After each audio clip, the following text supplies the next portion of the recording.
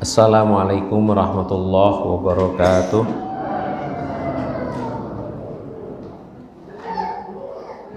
Alhamdulillah, syukrulillah, assalatu wassalamu ala rasulillah wa ala alihi wa ashabihi wa mawalah. Asyhadu an la ilaha illallah wahdahu la syarikalah wa asyhadu anna muhammadan abduhu wa rasuluhu la nabiyya ba'dah. Ya ayyuhalladzina amanu taqullaha haqqa tuqatih wa la tamutunna illa wa antum muslimun. Ya ayyuhan nasu taqu rabbakumul ladzi khalaqakum min nafsin wahidah wa khalaqa minha zawjaha wa batha minhuma rijalan katsiran wa nisaa'a wattaqullaha alladzi tasaaluna bihi wal arham innallaha kana 'alaikum raqiba. Ya ayyuhalladzina amanu taqullaha wa qulu qawlan sadida yuslih lakum a'malakum wa yaghfir lakum dhunubakum wa may yuti'illaha wa rasulahu faqad faza fawzan 'azima. Amma ba'd. Fa inna asdaqal hadithi kitabullah wa khairal hadi hadi Muhammadin sallallahu alaihi wasallam wa syarral umuri muhdatsatuha wa kullu muhdatsatin bid'ah wa kullu bid'atin dhalalah wa kullu dhalalatin finnar. Fafidin rahimani wa rahimakumullah, arsyadana wa iyyakum jami'an. Jamaah yang berbahagia, alhamdulillah dalu menika Allah kepareng kita sami laksanakaken salah satunggaling agenda rutin kita ingkang sampun dados kesepakatan tiap malam Kamis kita awutenaken kajian wonten ing papan ingkang sangat-sangat mulia dan insyaallah diberkahi dening Allah Subhanahu wa taala.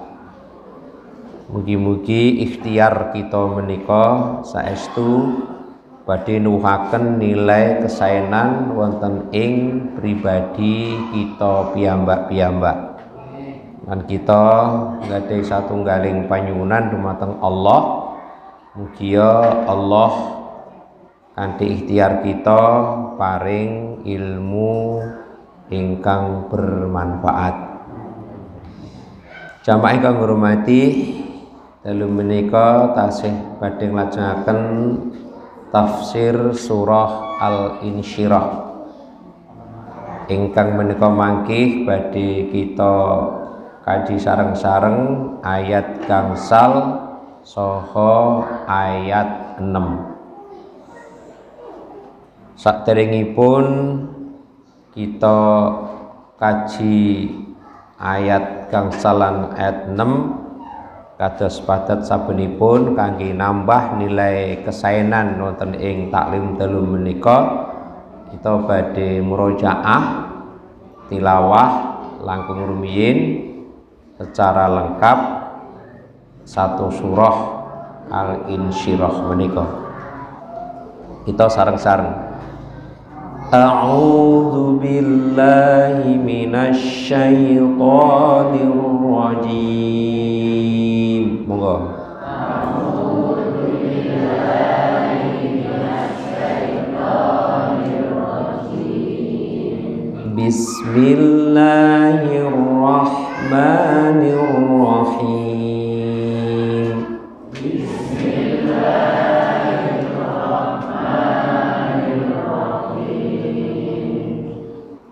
Alam nashrah laka sadrak.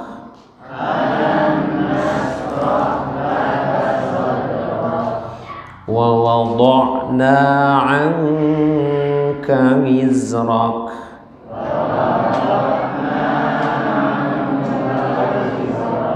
Alladhi anqadha ظهرك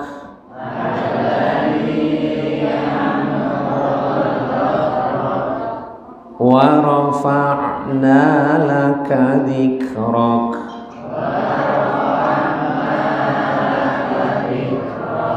فإن مع العسر يسرا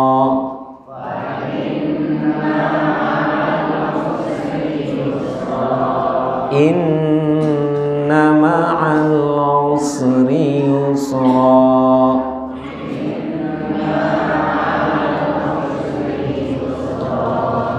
فإذا فرغت فانصب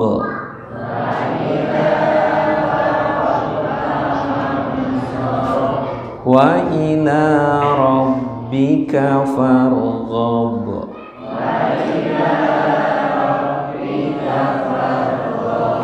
Nggih, alhamdulillah murojaah mugi-mugi badhe nambahi nilai kesaenan wonten ing pribadi kita. Jamaah ingkang kula hormati, saderengipun kita nglajengaken tafsir surah Al-Insyirah menika dhateng ayat gangsal saha ayat 6. Perlu secara global kita wangsuli bilih wonten ing ayat setunggal kalih 3 sekawan menika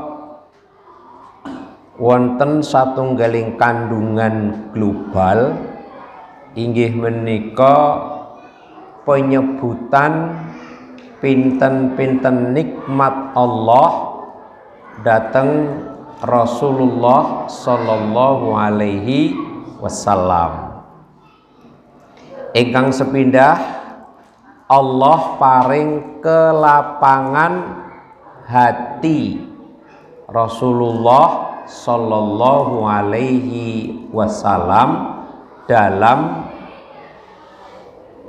kesulitan berdakwah menika kasebat wonten ayat setunggal. Lajeng penyebutan nikmat Allah datang Rasulullah sallallahu alaihi wasallam inggih menika penghapusan dosa dan penghapusan beban hati Rasulullah sallallahu alaihi wasallam menika wonten ayat kalih lan ayat 3. Lajeng penyebutan nikmat Allah datang Rasulullah inggih menika Allah angkat kedudukan lewat penyebutan nama Rasulullah sallallahu alaihi wasallam ke derajat kedudukan yang tinggi wonten ing ayat sekawan. Nah, sak menika kita badhe nyambung dateng ayat gangsal kalian ayat 6. Menika satu bahasan. Dados mboten kita potong namun kita gabungaken dados tunggal ingkang supados mangkih dalam kajian menika saged nyambung. Jamaah ingkang hormati, ayat 5 fa inna ma'al usri yusra.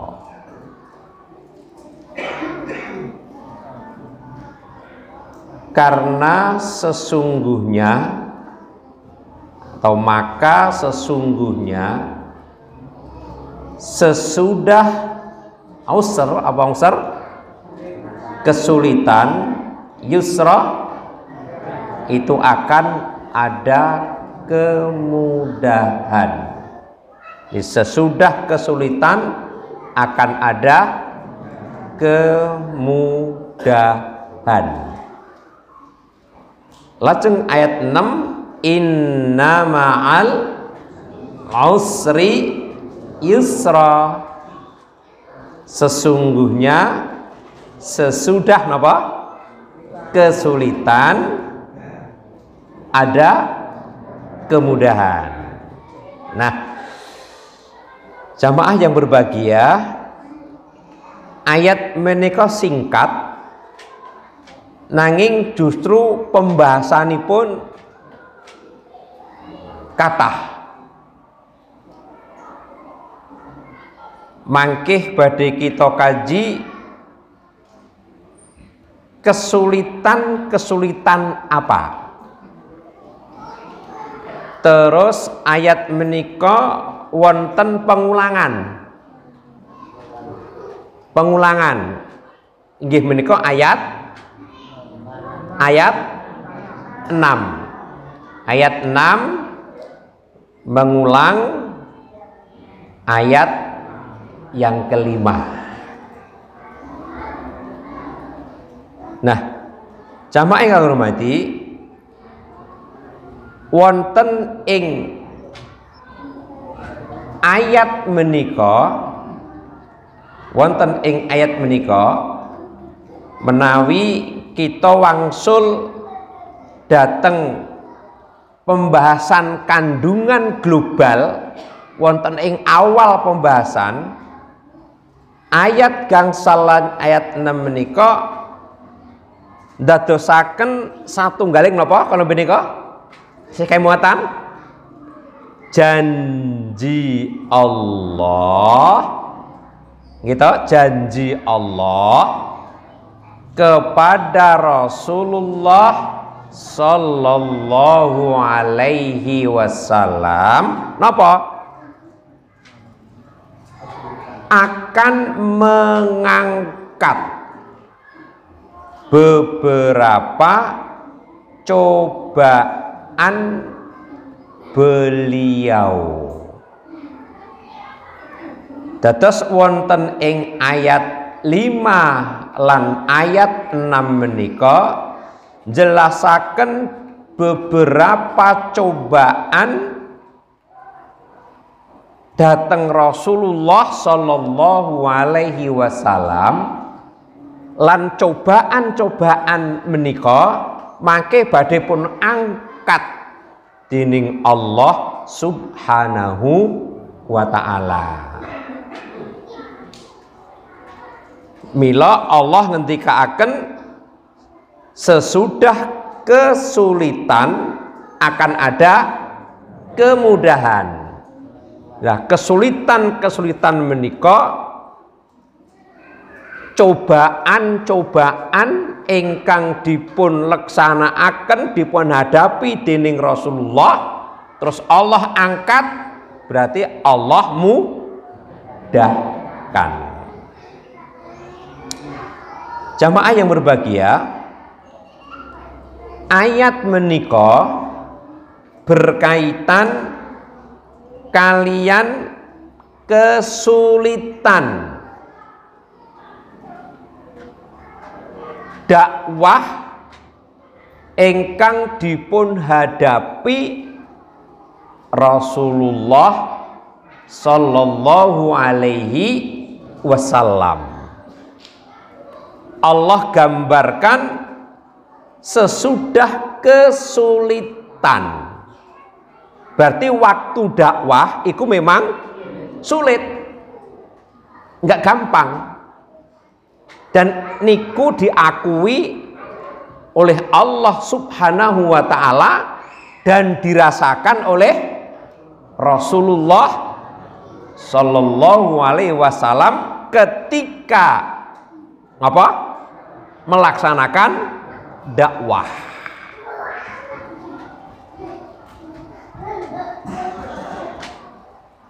Apa kesulitan?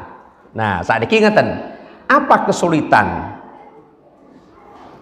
yang dihadapi oleh Rasulullah Shallallahu Alaihi Wasallam ketika berdakwah? Apa kira-kira? Nek niku pun masyhur kan? Masyhur Rasulullah berdakwah itu menghadapi beberapa rintangan, cobaan, tantangan, kesulitan. Apa? Kesulitan-kesulitan, cobaan-cobaan, rintangan-rintangan, dan tantangan-tantangan dalam berdakwah yang dihadapi oleh Rasulullah Sallallahu Alaihi Wasallam. Apa itu bentuknya? Rasulullah dakwah di Mekah berapa tahun? Berapa? 13 tahun. Di Madinah 10 tahun. Berarti dakwah Rasulullah kalau dijumlah berapa tahun? 23 tahun, dan menunjukkan apa? Keberhasilan yang luar biasa. Mengapa? Karena sudah dijanjikan oleh Allah Subhanahu wa ta'ala. Apa kesulitan yang dihadapi Rasulullah? Di antaranya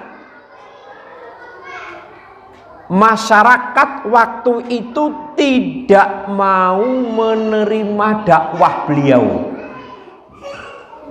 Tidak mau menerima dakwah. Secara mayoritas masyarakat waktu itu menolak dakwah Rasulullah. Bapak Ibu, sekarang kalau kita mempunyai satu harapan, kemudian harapan itu kita sampaikan kepada orang lain, dan orang lain itu tidak mau menerima secara hati kecil manusia, itu kira-kira piye? Itu satu kesulitan, bukan? Kesulitan. Piye supayane iso nampa? Piye yo? Ini bukan sesuatu yang ringan. Rasulullah mengemban dakwah dari Allah Subhanahu wa ta'ala untuk menyampaikan syariat Allah Subhanahu wa ta'ala, dan masyarakat waktu itu menolak. Mayoritas tidak mau untuk menerimanya. Nah, tentu ini pun secara detail itu kita perlu mengkaji sirah nabawiyah. Sirah nabawiyah secara detail bagaimana masyarakat waktu itu mayoritas tidak mau menerima. Nanti secara detail maksudnya ke sana.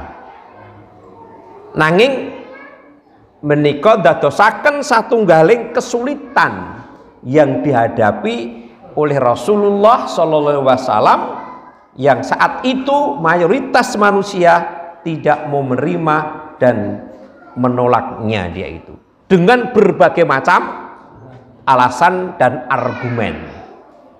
Yang pertama, itu beban, nggak enteng, itu beban, itu satu beban.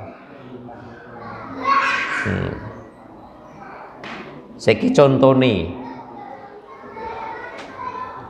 kita diserai satu lembaga, satu yayasan. Wis kuwi gedekno lembaga dan yayasan itu, apa itu pendidikan formal, apa itu pondok pesantren, wis ini lembaga ini tak serahke, wis piye supaya ini lembagaku iso subur gede. Anggere menyampaikan ke sana tidak ada respon, ke sana tidak ada tanggapan, kira-kira piye? Beban enggak? Beban. Rasulullah juga begitu. Ketika menyampaikan risalah dari Allah Subhanahu wa ta'ala, mayoritas menolak dan tidak mau untuk menerimanya. Yang kedua, kesulitan yang dihadapi Rasulullah yaitu masyarakat Quraisy waktu itu senantiasa menyakiti beliau secara lisan, menyakiti beliau secara lisan. Nek mau ora gelem apa? Ora gelem apa? Nggak gelem nampa, nggak mau menerima, tapi dia mungkin tidak apa? melakukan sesuatu, mungkin bebannya berbeda. Wis ora gelem nampa, dia melontarkan caci makian dengan cara lisan. Pertemuan lalu sudah kita bahas.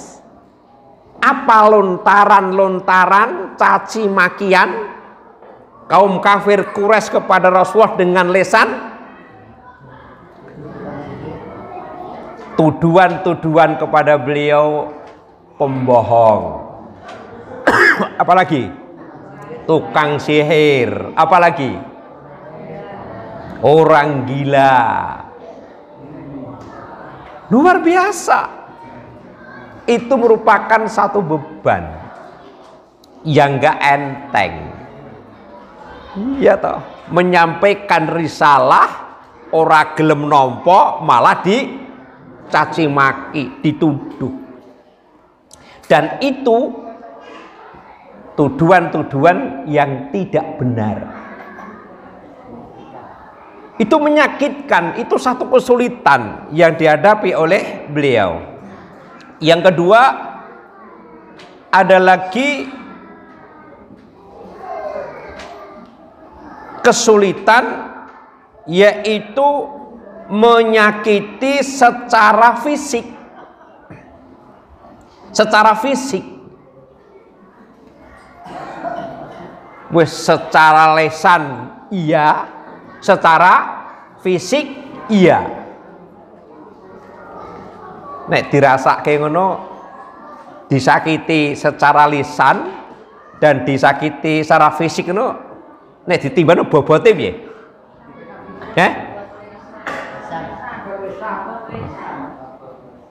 Apa lisan apa bobot fisik?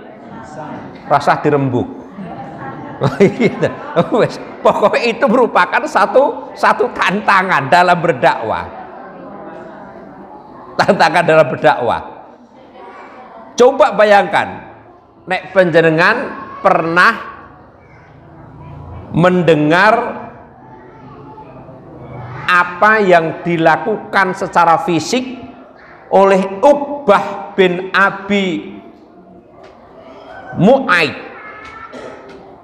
Uqbah bin Abi Mu'aid bersama bolo-bolo dari dia itu pernah melontarkan satu pancingan. Siapa? Ketika itu berkumpullah penggede-penggede mereka itu. Siapa? Abu Lahab, Al-Hakam bil Al-Ash bin Umayyah, Uqbah bin Abi Mu'aid, Adi bin Hamra Ats-Tsaqafi, Ibnu Al-Asda Al-Khudah. Itu berkumpul. Kemudian dari mereka itu ada yang ngomong, nah, memancing. Bagaimana pancingannya? Siapa yang berani untuk mengambil isi perut unta di pemotongan Bani Fulan, wis dasare wis apa? Atine wis apa? Wis benci, terus dipancing. Ayo ki sapa sing wani jiko isi perut unta di pemotongan Bani Fulan sana. Ngerti toh isi perut unta? Iya tak? Setelah kau ambil, letakkan di atas punggung Muhammad, ngomongnya begitu, ketika dia sedang sujud. Jadi kalau Rasulullah engkau sujud, kotoran unta yang diambil dari pemotongan si Bani Fulan sana bruk ke punggung Rasulullah. Pancingan itu ditangkap oleh Uqbah bin Abi Mu'aid. Saya, wah ngono, saya siap untuk membawa kotoran itu dan menunggu sampai nanti Rasulullah Shallallahu Alaihi Wasallam sholat dan sujud. Luar biasa.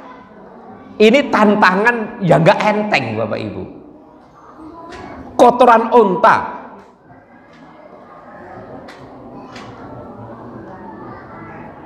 Nah, ketika mereka melihat Rasulullah sujud beneran, lalu Uqbah itu meletakkan kotoran unta di atas punggung dan di atas pundaknya. Melihat itu mereka sambil tertawa terbahak-bahak. Merasa apa? Puas, merasa bangga. Ketika itu Ibnu Mas'ud melihatnya dan tidak bisa berbuat apa-apa. Bisa berbuat. Ya memang kondisi saat itu lemah. Berdakwah, kondisi lemah, tidak punya kekuatan, udah. Tuan tangan datang luar biasa. Akhirnya Fatimah itu siapa? Hah? Putrinya datang dan membersihkan kotoran itu. Setelah itu dibersihkan, Rasulullah SAW bangun dari sujudnya. Jadi ketika kotoran itu ada di pundak dan punggungnya, Rasul tetap sujud. Baru setelah dibersihkan oleh putrinya Fatimah, baru Rasulullah bangun dari sujud.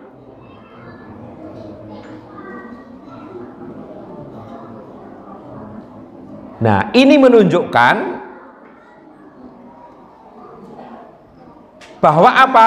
Kotoran atau bangke yang berbau maka tidak membatalkan sholatnya. Jadi Rasulullah tetap lanjutkan. Luar biasa. Ini secara fisik. Itu yang pertama. Yang kedua, Uqbah bin Abi Mu'aid masih lagi. Ngapa? Ketika Rasulullah itu sedang sholat, Uqbah melilitkan sarungnya. Melilitkan apa toh? Melilitkan sarungnya apa toh? Nah, ngenceng kayak ya pada leher Rasulullah. Jadi piye? Nek wong Jawa piye? Ditekak, tekak nganggo apa? Nganggo sarung. Bayangkan, wis mau ngikut untuk nggak terima, suatu hari isih melilitkan sarungnya ke leher Rasulullah SAW dan menariknya dengan keras-keras. Orang mau ditekek itu, tapi digeret. Ketika itu datanglah Abu Bakar dan menolong beliau. Abu Bakar berkata, apakah kalian akan membunuh seorang yang hanya karena berkata Rabb-nya adalah Allah? Luar biasa. Ini menyakiti tantangan secara fisik. Belum lagi dulu kita kaji dalam surah apa? Siapa ingat? Abu Jahal ingin menginjak lehernya ketika Rasulullah sujud. Surah apa itu? Abu Jahal surah apa? Ayo Abu Jahal loh, bukan Abu Lahab nih. Abu Jahal surah apa? Dek ben ke lo? Lali toh, 2 tahun no. Oh nek 2 tahun lali lo surah Al-Alaq. Surah Al-Alaq. Di sana dibahas. Jadi ketika itu Abu Jahal saking gregete mau menginjak leher Rasulullah. Lah sing nek sujud terus lehernya diidek nyanti parane. Dan riwayat itu telah kita kaji secara detail dan dasar-dasarnya ketika kita telah mengkaji pada surah Al-Alaq. Belum lagi Abu Lahab yang telah kita kaji pada surah Al-Lahab. Niku Bapak Ibu bentuk-bentuk dari orang Quraisy ketika menyakiti beliau dalam berdakwah secara fisik. Belum lagi Bapak Ibu pembaikotan oleh orang-orang Quraisy. Boikot ya apa tah? Dibekot, diasingkan dan dipagari, dibatasi, dibekot, di lockdown. Istilah saya di lockdown. Wes pokoknya. Jadi dheweke gak iso keluar, orang Jowo iso mlebu. Bekot ketika itu. Berapa lama? 3 tahun. Coba bayangkan Bapak Ibu. 3 tahun diboikot. Diboikot.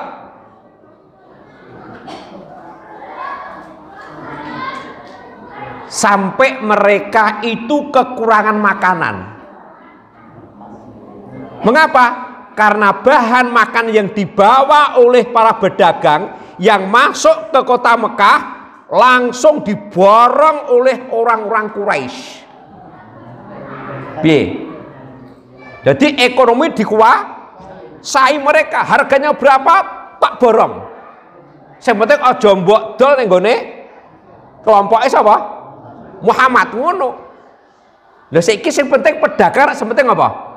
Sing penting laku, apalagi rodok regane rodok di undaki. Kira-kira panjenengan kuwi nek nggawa dagangan, dodol dagangan, terus enek wong borong, tur regane rada diundaki, kira-kira panjenengan kek ora? Sekarang borong iki sapa? Ora kena borong kok. Ya iya. Sing penting dheweke iki bakul enek wong borong kek. Karena apa? Ingin membekot Rasulullah bersama para sahabatnya yang mengikuti beliau. Langsung diborong. Nah, jika pun ada sing lolos, harganya itu sudah melambung tinggi.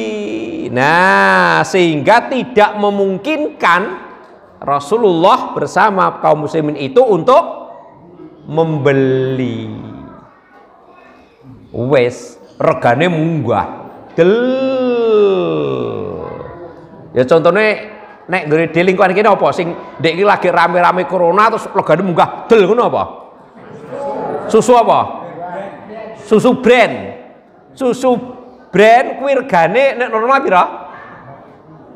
8.000 koma berapa? Akhirnya dadi pira? 15.000 susu brand. Atau nek terkenalnya susu beruang. Iya bener, wong susune susu beruang kok. Beruang dia apa toh? Ora berduit toh. Nek ora berduit ora iso tuku susu kuwi kok. Wih munggah del. Udah seperti itu. Nah, bos ndak ngendi mlayune terlangka. Sampai dhisik sejenis jahe to ya. Jahe merah. Sing biasa renteng iki mung pira? Mung 10 iso dadi 15 sampai 20 sak renteng jahe merah. Coba, ini juga begitu ketika Rasul diboikot, para pedagang datang masuk kota Mekah, diborong dagangannya oleh orang-orang Quraisy. Toh kalau lolos nanti harganya masuk ke tempat Rasulullah dan kaum muslimin yang diboikot, harganya melambung tinggi sehingga tidak mungkin akan membelinya. Sampai saat itu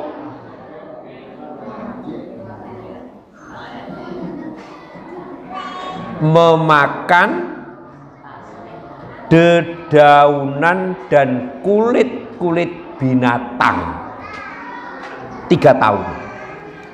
Wes saentuke saeneke dedaunan dan kulit-kulit binatang itu dimakan oleh kaum muslimin yang diboikot. Itu ancaman secara fisik yang luar biasa. Kira-kira awake dhewe ini kuat ora kira-kira?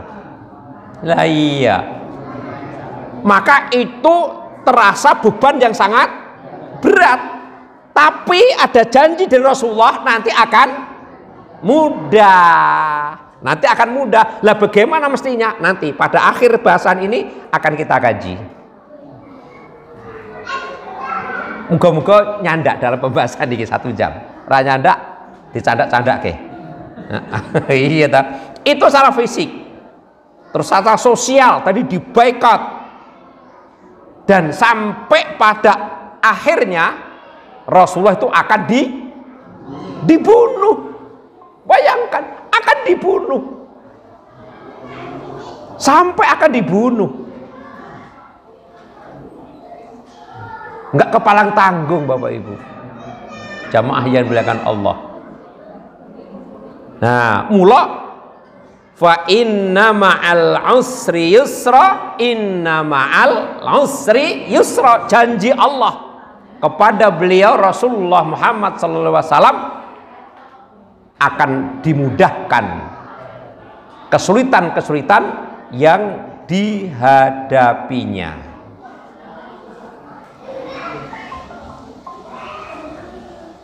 Jamaah yang berbahagia, ayat ini menenangkan apa?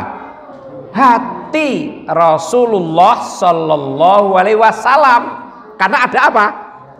Ada harapan, ada janji dari Allah. Hati Rasulullah ditenangkan dengan ayat ini, bahwasanya setiap kesulitan itu pasti akan ada kemudahan, dan janji Allah itu pasti benar. Innallaha la yukhliful mi'ad. Tidak mungkin akan diingkari.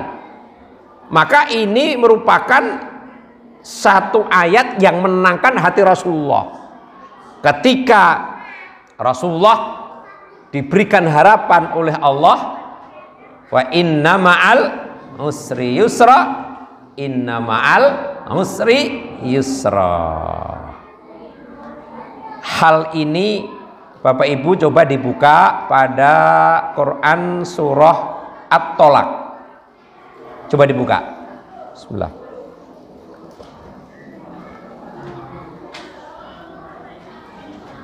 Surah At-Tolak.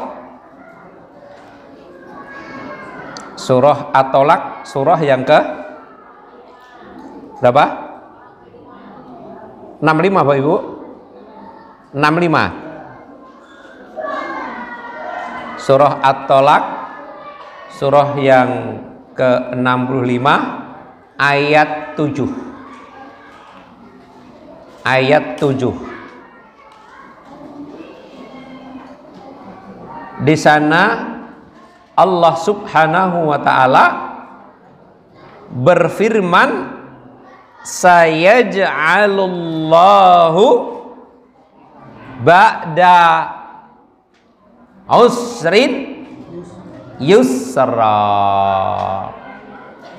Nah, sekali lagi pada surah At-Tolak ayat 7 Allah berfirman, dicari di situ, sayaj'alullahu ba'da usrin yusra. Allah akan memberikan apa itu? Kemudahan. Kapan? Setelah kesulitan.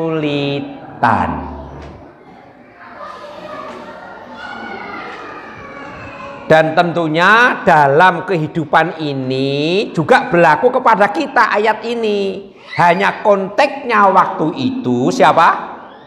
Rasulullah. Tapi dalam perkembangan untuk kehidupan kita akan masuk di dalam ayat ini. Pernah nggak kita mengalami kesulitan? Pernah. Lah bagaimana menghadapi kesulitan? Mengko akhir bahasan kita kaji. Kita harus yakin ini kesulitan yang aku hadapi. Kita ingat nanti setelah kesulitan ini akan datang kemudahan. Akan datang kemudahan. Maka Allah tegaskan di surah At-Talaq, surah yang ke-65 ayat 7, sayaj'alullahu ba'da usrin yusra. Jamaah yang berbahagia, dan juga ayat ini sebagai hiburan. Ayat ini sebagai hiburan bagi siapa? Bagi Rasulullah ketika itu dalam berdakwah. Namanya hiburan itu apa toh? Hiburan itu apa? Menyenangkan. Jadi Rasulullah dalam berdakwah menemui apa? Kesulitan, tapi kok sebagai hiburan? Karena ada janji Allah setelah kesulitan nanti akan ada kemudahan. Maka Rasulullah terhibur dengan ayat ini dalam berdakwah. Apapun kesulitan dihadapi oleh Rasulullah SAW, hatinya girang. Namanya terhibur. Nek terhibur kan aslinya apa awalnya? Susah, sedih, merasa berat begitu. Tapi setelah terhibur, senang kan begitu. Karena apa? Ada harapan dari Allah Subhanahu wa taala. Tenang saja Muhammad, itu kalau diilustrasikan, kamu sedang menghadapi kesulitan dalam berdakwah seperti itu, aku faham, tapi aku berjanji kesulitan, keruwetan yang kau hadapi itu nanti akan aku angkat dan akan aku mudahkan.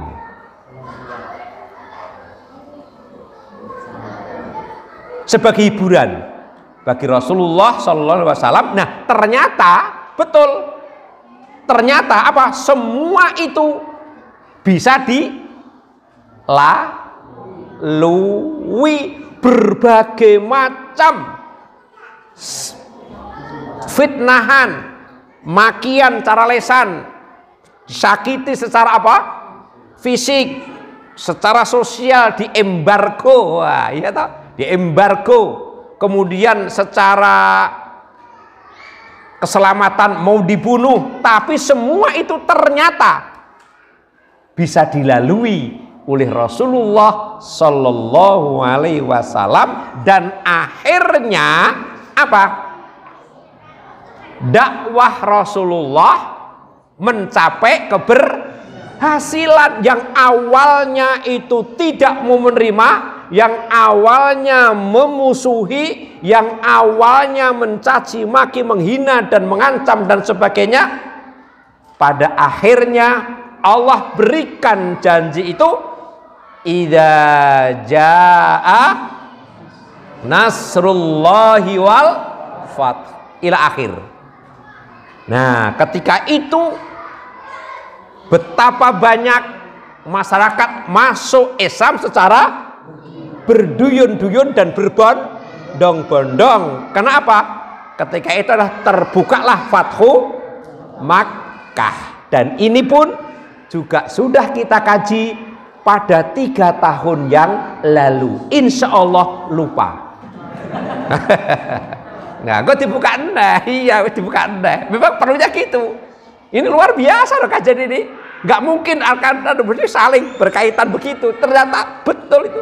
Kalau itu dibukukan itu wah luar biasa. Luar biasa.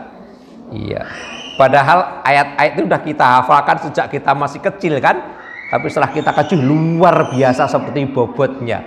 Oh, yang namanya Alam Nasrah saja hampir 2 bulan nggak selesai kan itu. Selesai. Kita sifatnya hanya mempelajari saja, mengambil apa yang telah dingendikake oleh para ulama-ulama yang terdahulu. Jamaah yang berbahagia, kata para ulama dalam kedua ayat ini, ayat berapa? 5 dan 6 terdapat 4 penguat. Nah, terdapat 4 penguat. Kedua ayat ini terdapat 4 penguat. Penguat apa?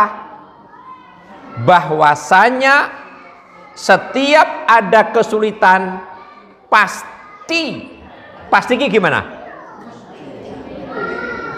Ya pasti, ya pasti apa? Mesti ya. Ya pasti ya mesti ya. Pasti ada apa? Kemudahan. Nah, 4 penguat itu mana? Kita lihat.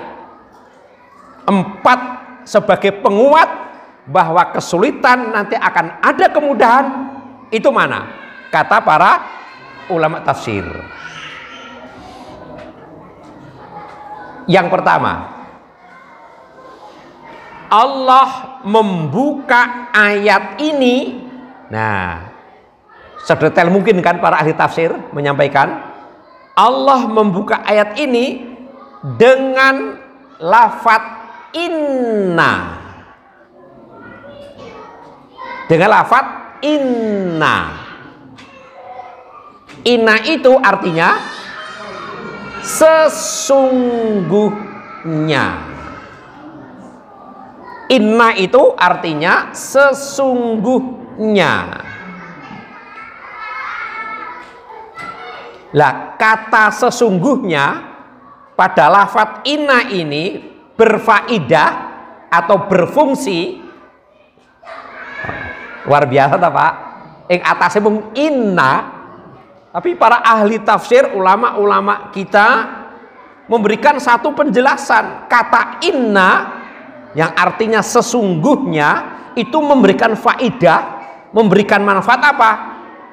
Penekanan bagi kalimat setelahnya.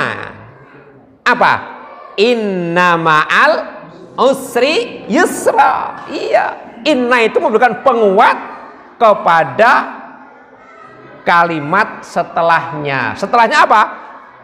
Sesungguhnya setelah apa? Kesulitan akan ada kemudahan. Ini sebagai penguat dari ayat yang kita kaji. Itu yang pertama, inna.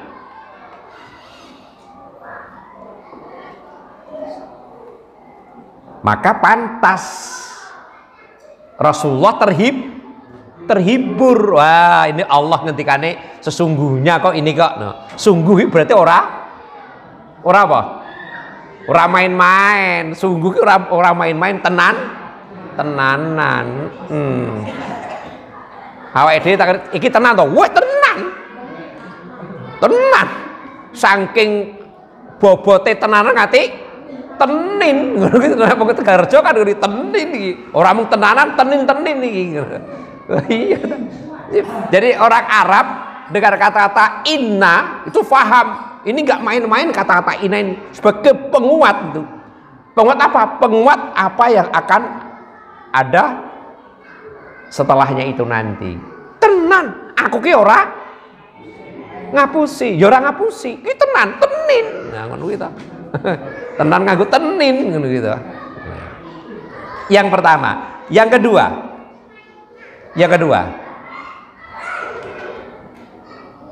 Sebagai penguat apa?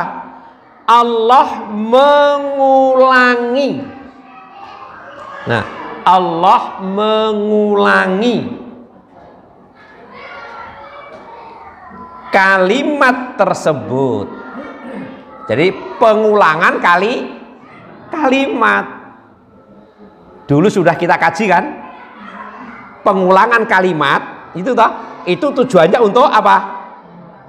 Menguatkan dan menekankan. Maka di sini Allah mengulangi kalimat tersebut dengan maksud untuk benar-benar menekankan, ditekankan. Ayat 5, fa inna ma'al usri yusra, dibaleni inna ma'al usri yusra. Nah, pengulangan kalimat seperti ini, kata para ahli tafsir, para mufassir, itu adalah bermakna benar-benar menekankan. Menekankan apa? Kesulitan, nanti akan datang kemudahan. Menguatkan, menekankan dengan benar-benar, nggak main-main. Nah, yang ketiga, nah ini rada ruwet, hati-hati. Si ketiga ini penjelasannya rada ruwet. Rada ruwet. Apa? Saya bacakan penyebutan al-usr. Penyebutan al-usr. Fa inna ma'al usr. Terus dibaleni inna ma'al usr. Nah, penyebutan al-usr ayat 5 atau di baleni nggon ayat 6 dari penyebutan al-usr yang artinya apa tadi? Al-usr artinya kesulitan, penyebutan kesulitan al-usr dengan kata yang sama. Jangan persani itu katanya sama. Al-usr, gurine yo al-usr, persis sama. Nah, niki perlu penyan persani gon ayate. Penyebutan lafat al-usr artinya kesulitan itu sama, yakni kesulitan dalam dua ayat ini pada hakikatnya itu hanya satu kesulitan, meskipun itu diulang. Nah, mulai rada teliti lagi, rada ruwet lagi. Di ayat 5 ada tulisan al-usr, artinya kesulitan. Diulang lagi di ayat 6 juga tulisannya, penyebutannya sama, al-usr.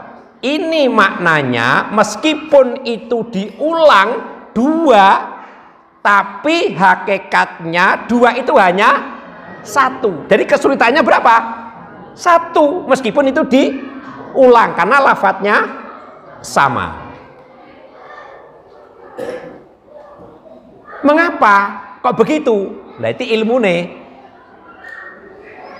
Karena penyebutan kata al-usr itu adalah kata makrifat.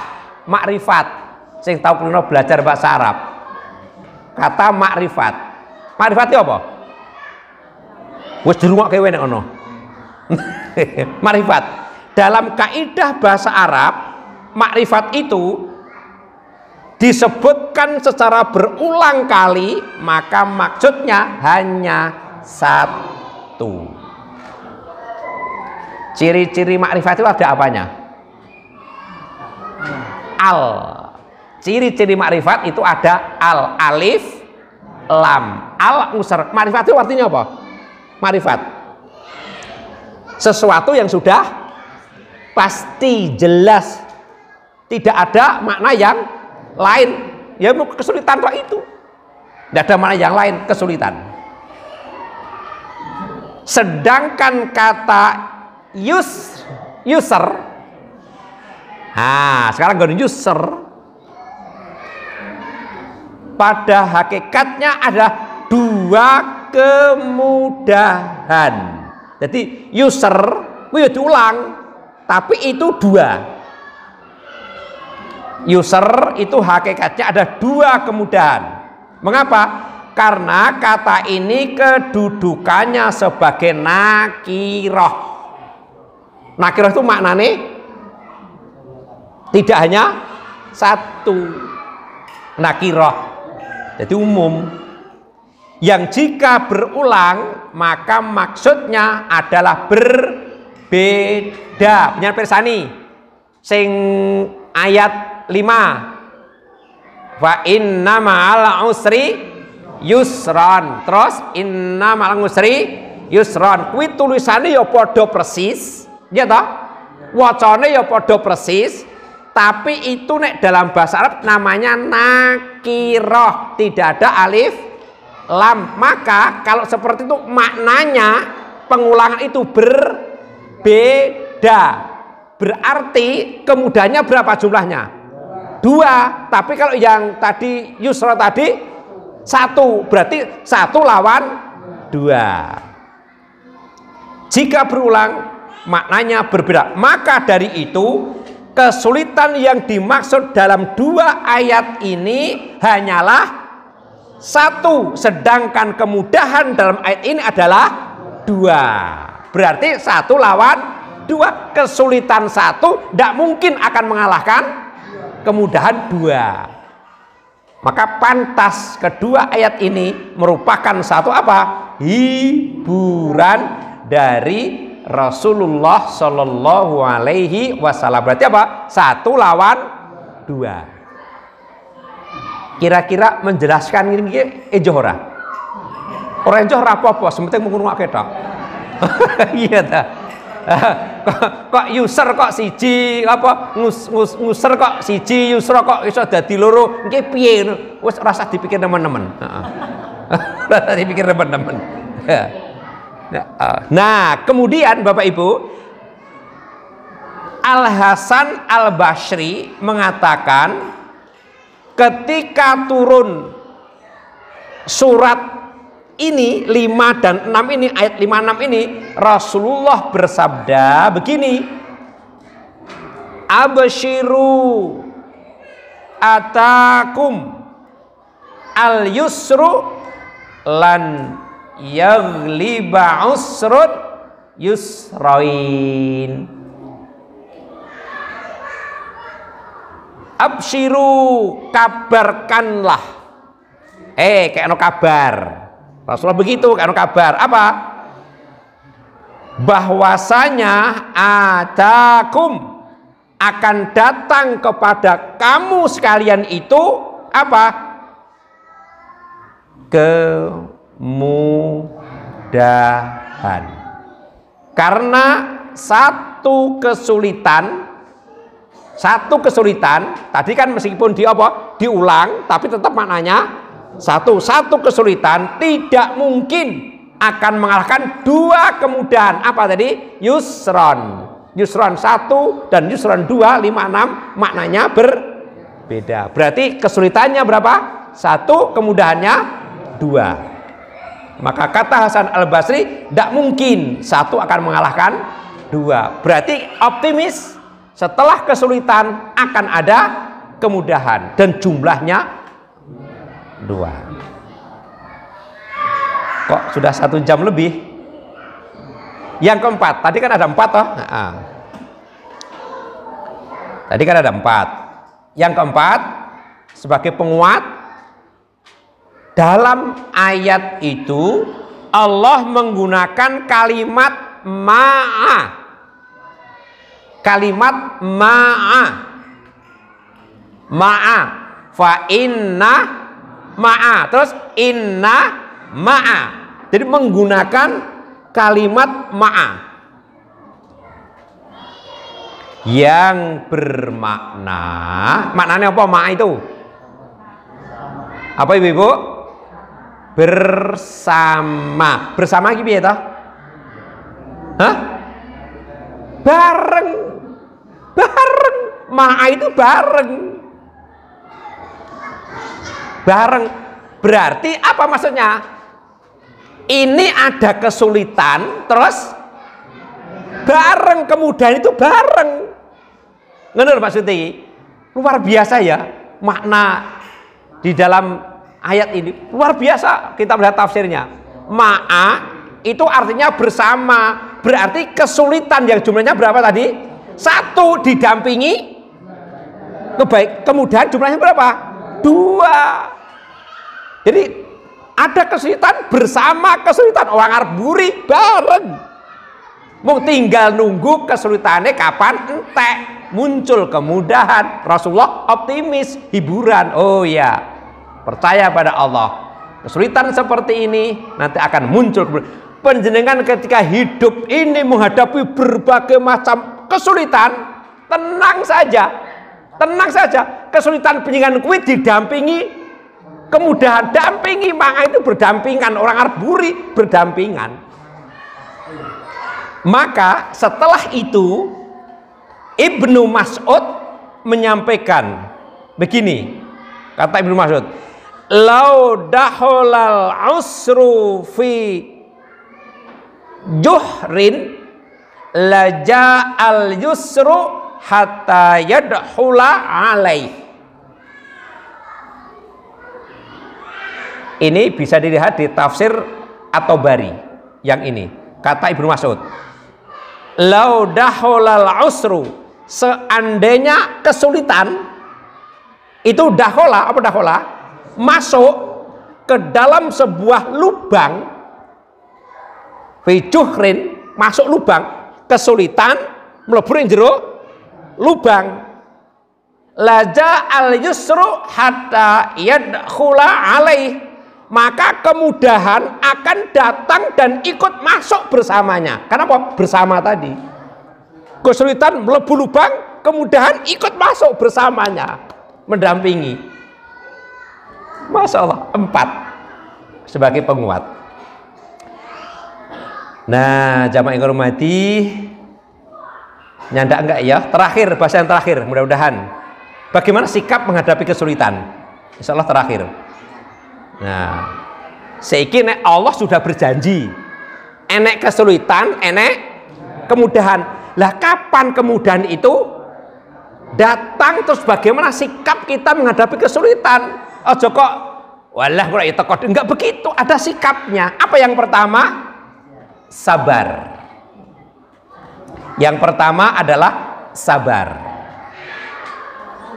Nah, jadi kalau ada kesulitan, yakinlah nanti ada kemudahan, tapi harus sabar. Apa sabar? Apa sabar?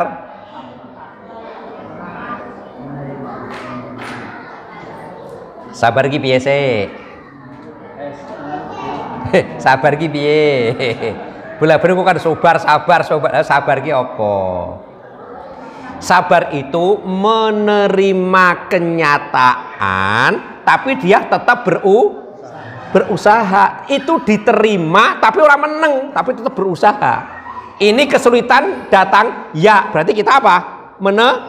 Menerima, tapi terus kita berusaha melakukan sesuatu.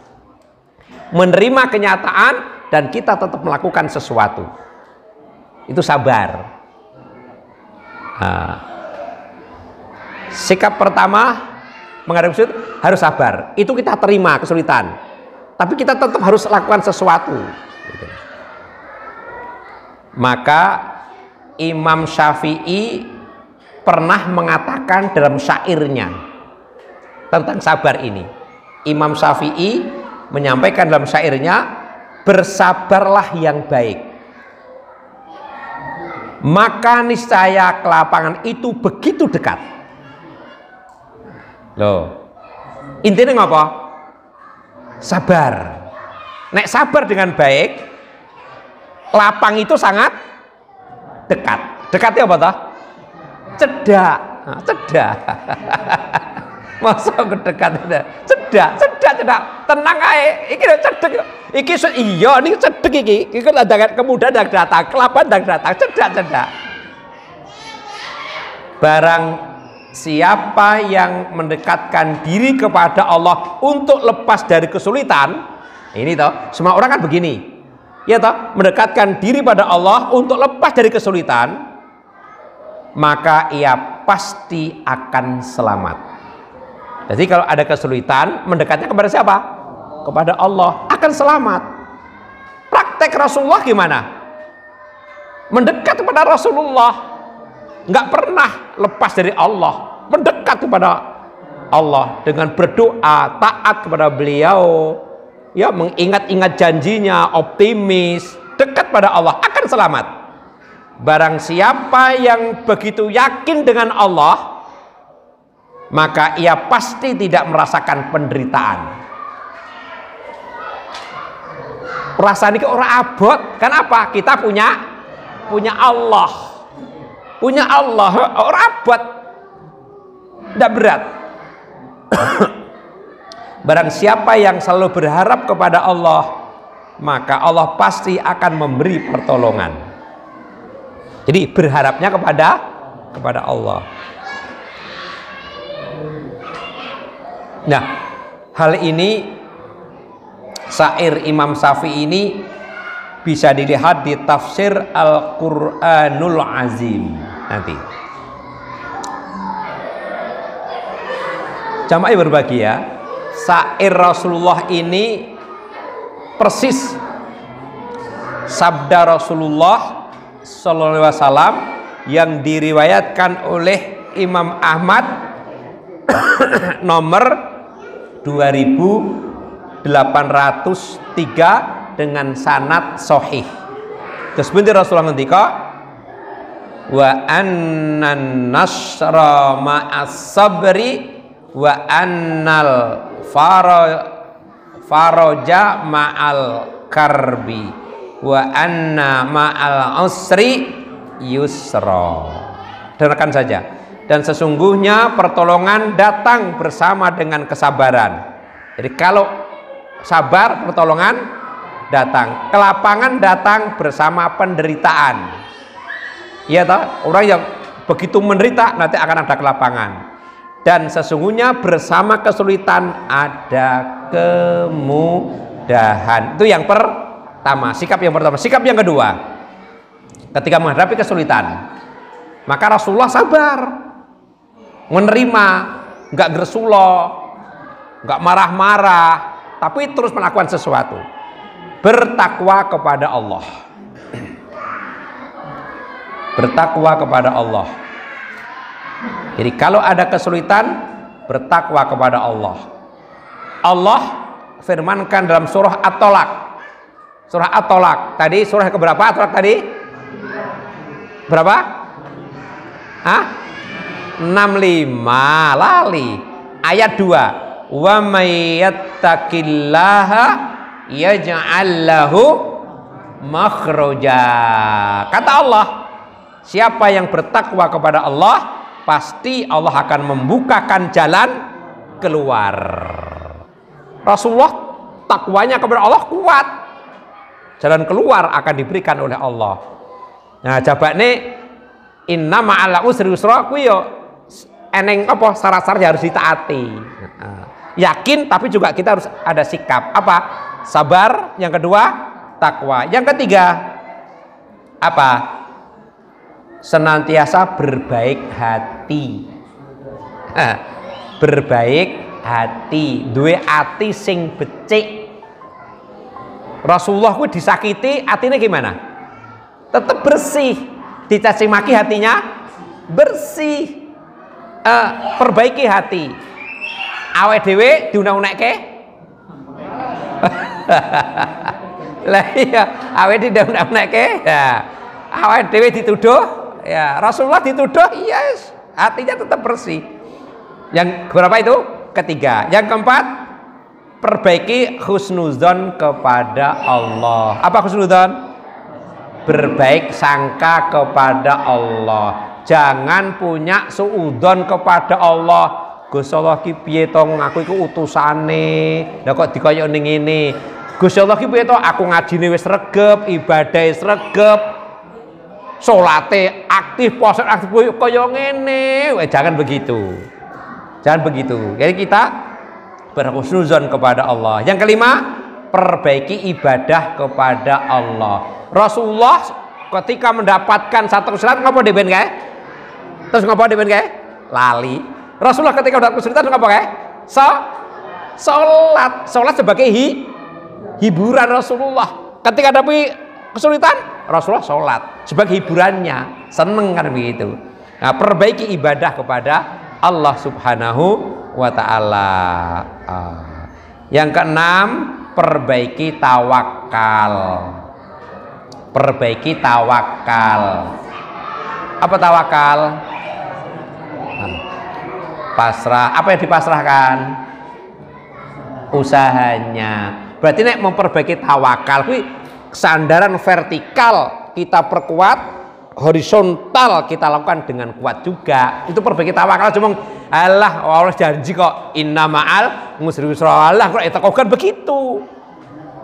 Itu ya kita yakin Allah, tapi usahanya juga kita lakukan. Rasulullah juga lakukan, juga berdoa, menyusun strategi, terus melakukan usaha-usaha. Yang ketujuh,